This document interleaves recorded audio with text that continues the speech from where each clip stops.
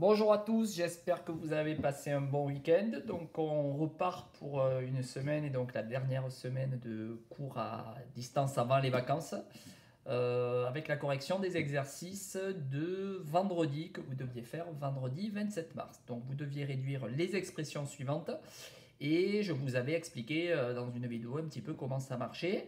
Je pense que les premiers exemples n'ont pas dû vous poser trop de soucis et en arrivant vers la fin, peut-être que vous avez rencontré quelques difficultés. Donc, on regarde le premier cas. 5x plus 3x, je suppose que tout le monde m'a mis que ça faisait 8x.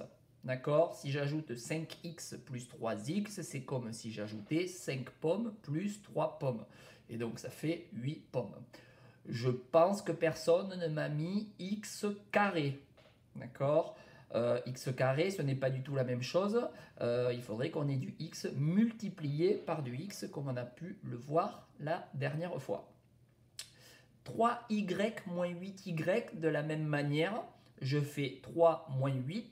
Alors 3 moins 8, ça fait moins 5. Et donc, ça me fait moins 5y. Ensuite, moins 4a plus 15a. Vous avez vu qu'à chaque fois, la lettre change. La lettre s'appelle une variable. On peut lui donner exactement, on peut prendre la lettre que l'on veut. Moins 4a plus 15a. Je fais moins 4 plus 15, ça fait 11. Et ça me fait donc 11a. Ensuite, moins 9x carré moins 6x carré. Là, la variable, c'est x carré. Je procède exactement de la même manière en faisant moins 9 moins 6. Alors, un peu de calcul mental. Moins 9 moins 6, ça fait moins 15. Et donc, j'arrive à moins 15 x au carré. Alors ensuite, j'arrive à trois termes. J'arrive à 7y plus 12 moins 13y. Donc, je vois que j'ai des termes en y et je vois que j'ai des termes tout seuls. Donc, je vais regrouper les y avec les y et les nombres tout seuls. Le seul, le plus 12 qui est tout seul, eh bien, je le laisserai tout seul. Donc, si je regroupe mon 7y moins 13y, alors il faut bien faire attention, effectivement, le signe qui va avec le 13, c'est le moins qui est devant. Donc, 7y moins 13y, ce plus qui est là concerne le 12. Donc, pour l'instant, on ne s'en sert pas. 7y moins 13y, je fais 7 moins 13, ça fait moins 6. Donc, j'arrive à moins 6y. Et moins 6y, je rajoute mon plus 12 qui est tout seul. Alors, j'ai mis où parce qu'il y a une deuxième possibilité qui revient exactement à la même chose. Il y a peut-être que certains d'entre vous qui ont commencé par marquer 12. Qui ont commencé par le 12 et qui ont fait les y après. Et dans ce cas-là, ils arrivent à 12. Ils l'ont remarqué et ils se sont occupés après des y. Ça revient exactement à la même chose. D'accord? C'est la même chose puisque là, on a le moins 6y, j'ai bien le moins 6y. Et puis là, j'ai le plus 12. Et là, j'ai le 12 qui est tout seul sans signe. C'est comme s'il avait un plus. Donc, c'est exactement la même chose. Pour la suite, c'est le même principe. Le 10, je peux le mettre avec le plus 3, ça fait 13. Et puis, les termes en D, eh bien, j'ai que lui, moins 8D. Et de la même manière, si je commence par marquer les termes en D, ça me fait moins 8D plus 13. C'est juste également si vous avez mis ça. Ensuite, j'ai trois termes différents. Là, j'ai un nombre tout seul. Là, j'ai un terme en x. Là, j'ai un terme en x carré. Et là, j'ai encore un terme en x. Donc, ces deux vont pouvoir, le terme en x et le terme en x, se calculer ensemble. Mais le reste, non. Le 8 va se retrouver tout seul ici. Le moins x plus 5x. Alors, je vous rappelle que moins x, c'est comme si j'avais moins 1. Donc, moins 1 plus 5, ça me fait 4x. Et enfin, il va me rester le plus x carré qui est tout seul. Donc, le 8 qui est là, je le retrouve ici. Le moins x qui est là, je l'additionne avec le 5x. Donc, moins 1 plus 5, ça fait 4x. Et le x carré qui est là, il se retrouve tout seul. Pareil en bas, le 3t qui est là, je vais pouvoir le regrouper avec le moins 12t. Ça me fera moins 9t. Et puis lui, il est tout seul, t au carré. Et puis lui, il est tout seul. Donc il va me rester moins 9t plus t au carré moins 7. Ensuite, on vous donnait des phrases, il fallait les écrire sous la forme d'une expression littérale. Alors, Donc, on va regarder ensemble le petit a si vous avez réussi à faire quelque chose de correct. On a le double de x augmenté de 1. Alors, on va commencer par se dire qu'est-ce que c'est que le double de x? Le double de x, c'est 2 fois x. Et 2 fois x, on sait qu'on peut l'écrire 2x. Ce double de x, il est augmenté de 1. Le terme augmenté, ça correspond à l'addition, donc 2x plus 1. Et ça, je ne peux pas le regrouper, je ne peux pas le simplifier. Je garde donc ces 2x plus 1. Pour le petit b, la somme de 3 et du triple de x. Alors, l'opération principale, ça va être une somme, c'est-à-dire une addition. Une addition entre quoi? Entre 3, donc je peux déjà mettre 3 ici, et avec le triple de x. Le triple de x, c'est 3x, ou bien 3 fois x, mais on ne met pas les multipliés inutiles. Petit c, le tiers de x.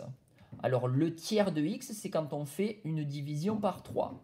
Le tiers de x, c'est donc avec le symbole de la fraction, puisqu'on utilise très peu les divisions, x sur 3. Voilà ce que c'est le tiers de x. Et ce tiers de x, on va le diminuer de 5. Donc, moins 5. Alors, le tiers de x, on peut aussi le voir écrit sous cette forme. Je ne sais pas si certains l'ont fait. Quand on dit le tiers de x, c'est comme si on avait un tiers et x. Un tiers x, et puis après, moins 5, c'est la même chose. Un tiers x ou x sur 3, les deux choses que je mets ici et que je vais fluoter, ce sont exactement les mêmes termes. Le d, le produit. Le produit, c'est le résultat de la multiplication. Je peux déjà le marquer. Ah oui, sauf que, hop, je vais prendre la multiplication ici. Le produit par 5 de la somme de x et de 4. Donc, je dois multiplier 5 par la somme de x et de 4. Alors, si je l'écris comme ça, c'est pas bon. Parce que le produit, il est là. Et avec les priorités, le multiplié ne concerne que le x. Il ne concerne pas le 4. Moi, je veux le produit par 5. Donc ça, c'est bon. De toute cette somme. Donc, je suis obligé de mettre des parenthèses qui sont importantes. Question E. La somme, donc l'addition de 6, donc 6 plus, et le produit de x par 7. Le produit de x par 7, c'est x fois 7, c'est-à-dire 7x. Voilà pour ces expressions littérales. Vous aviez quelques questions flash. Donnez le résultat sous la forme d'une écriture scientifique. Ça, peut-être que vous vous en rappelez, ça fait pas trop longtemps. Une écriture scientifique, c'est quand j'ai un nombre compris entre 1 et 10, 1,382, que ce nombre compris entre 1 et 10, il faut le multiplier par 10 puissance quelque chose. Et il faut que quand je multiplie par 10 puissance quelque chose, j'arrive à 138,2. Je suis à 1,382. Je dois le multiplier. Ma virgule, elle est après le 1. Je veux qu'elle arrive après le 8. Donc je décale 2 rangs vers la droite. Donc ça fait 1,382 fois 10 puissance 2.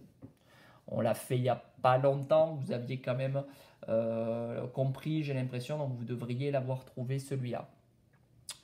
Le deuxième, 5 moins 10 moins 15. La multiplication est prioritaire, donc je fais dans ma tête 10 moins 15. 10 moins 15, ça fait moins 5. Donc, ça me fait 5 moins 5.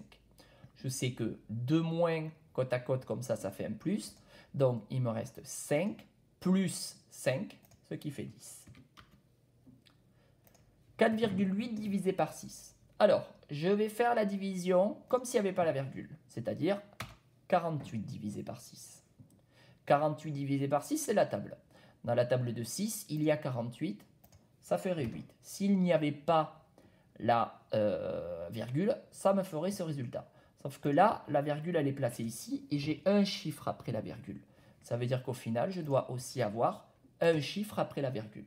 Donc, je place ma virgule ici, mais ce nombre ne voudrait rien dire. Je me mets donc 0,8.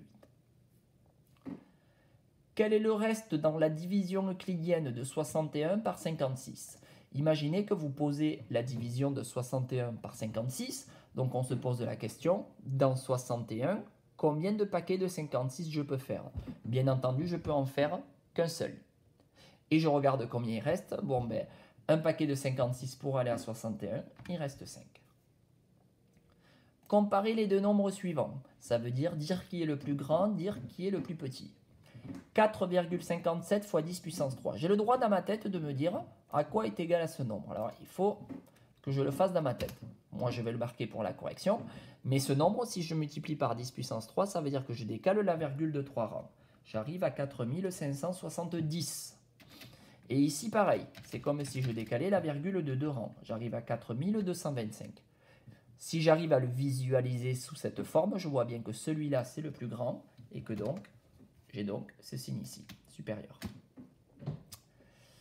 Alors, ensuite, j'ai cette grosse opération qui est là, 16 moins 8 fois moins 2 plus 3. Je m'occupe d'abord obligatoirement de la multiplication. Ça me fait 16 moins, et ça c'est moins 16. Donc 16 moins moins 16, ça me fait donc 16 plus 16. 16 plus 16, ça fait 32. J'oublie pas les 3 qui sont ici, ça me fait 35. Vrai ou faux? Racine carrée de 135 est plus petit que racine de 12. Bon, là, il faut remonter un petit peu il y a longtemps en arrière. On sait que 12, si on le met au carré, ça fait 144. On avait vu les carrés jusqu'à 15 quand on avait fait le théorème de Pythagore. Donc, 12, si on le met au carré, ça fait 144. Ça veut dire que ce nombre, 12, je pourrais le remplacer, donc toujours dans ma tête parce que je n'ai pas le droit d'écrire quoi que ce soit. Moi, je le fais pour la correction. Mais ça veut dire que ce 12, en fait, c'est la même chose que racine de 144. C'est exactement la même chose. Mais là, je vois bien que j'ai racine de 135, j'ai racine de 144. Eh bien, c'est vrai, puisque 135 est plus petit que 144. Si celui-là, vous avez un petit peu de mal, on peut se permettre de le laisser de côté. On y reviendra, ce n'est pas le plus important. Quel est le temps mis pour parcourir 45 km à 90 km/h? Là, il fallait réfléchir un petit peu parce que ça ne nécessitait aucun calcul. Donc, 90 km/h, ça veut dire qu'en 1 heure, je parcours 90 km. Moi, je veux savoir combien de temps je mets pour parcourir 45 km. Ben, c'est la moitié. C'est la moitié ici. Donc, si en 1 heure, je fais 90 km, ben, ma moitié de kilomètre, je vais la faire en la moitié d'1 heure, c'est-à-dire 30 minutes. Écrire sous la forme d'une seule puissance. On a vu cette règle en haut. On a vu que 10 puissance 2, le tout à la puissance 3, c'était 10 à la puissance 2 fois moins 3. C'est-à-dire 10 à la puissance moins 6. Donc, j'ai 10 à la puissance moins 6. Je vais le marquer ici. Je dois me le garder dans un coin de la tête. Et en dénominateur, j'ai 10 à la puissance 4. Hop, je vais essayer d'aller vite. Voilà. Bon, et là, j'ai le trait de fraction, je ne l'ai pas mis. Hein. Et j'ai une règle pour 10 puissance quelque chose sur 10 puissance quelque chose. Je dois soustraire les puissances. Moins 6, moins 4, ça fait moins 10. Donc, j'arrive à 10 puissance moins 10. Et quelle est la moyenne de cette série statistique? Alors, je vous rappelle que pour calculer la moyenne, on fait valeur fois effectif, plus valeur fois effectif, plus valeur fois effectif, et qu'on divisera par l'effectif total. Donc, je vais commencer par le plus grand. 11 fois 8, 88. Plus 4 fois 1, ben ça fait 4. Donc, 88 et 4 déjà, je suis à 92. Plus 2 fois 1, ça fait 2. J'étais à 92, j'ajoute 2, ça fait 94. Mais attention, ce 94, il faut que je le divise par l'effectif total. 1 plus 1 plus 8, ça fait 10. 84 divisé par 10, ça fait 9,4. Voilà pour la correction de ces exercices. J'espère que vous avez tout compris. N'hésitez pas à revenir en arrière et à mettre pause dès que vous trouvez que ça va un petit peu vite.